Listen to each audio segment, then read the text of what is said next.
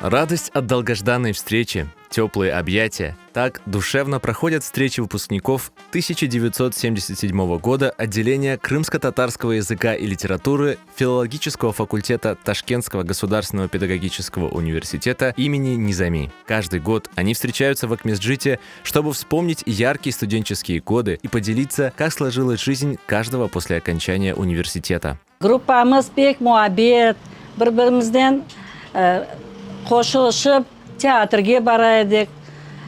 Бет Өзбекстанда Крым-татар театры olmasa bile келеділік башқа театрын қайтарма.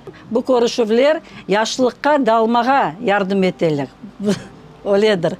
Қатырлаймыз, оле олды, бөле олды деп яшарамыз. 5 жыл оқыдық, ләкін біз алақамызны үзмедік.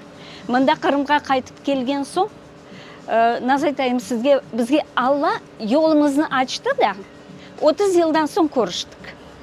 Оле көрішу олды ки, бірімізге санки біз 30 жыл içinde бір-бірімізді арз еткеніміз. Ежегодная встреча выпускников Татлита, так называли отделение, стала доброй традицией. Они, юные и воодушевленные, поступили в университет в 1972 году. 25 студентов с горящими глазами, любящие и болеющие за родной язык. У всех была одна цель – сохранить крымско-татарский язык и передавать свои знания молодому поколению. Өзімі медениетімні, тілімні, edebiyatımны çokça bilmesi yedim. Tek özüm için değil, bu bilgini talebelerge yetkizmege. Ale bugün bana bu işten uğraşam. Vatanperverlik duygusu pek бар еді жүрегімізде. Енді башлаған еді мына бұл, насыл айтақ, ветан лафы, қайтмақ лафы. Епміз әблен оленшеге жидді бақып тұрша едік. Уақытты кітапта жоқ еді, вазифе береділер. Бетін Өзбекистан ішіне жүріп, қартанайлардан, еслі адамлардан, кім біле, фольклор жимаға. Әмжі айдық, дефтерімізі кетірмеген жек, Джафер Бекерыча бізге зачет қоймайды. На этом же курсе училась крымско-татарская писательница, журналистка и общественная активистка Сабрие Сиутова. Однокурсники с теплотой вспоминают веселую и целеустремленную Сабрие. Сабрие Сиутова өзінің қабілетіне, табиатына көре пек инже, пек сезімлі бір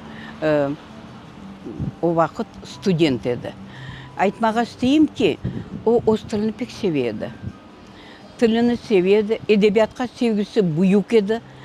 Халқымыз ақында тарихлерінен халық тарихы ile вақыт оғрашайды, мерақланайды.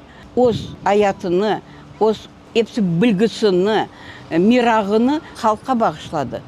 Батанға бағышлады. Батанын пек севеді.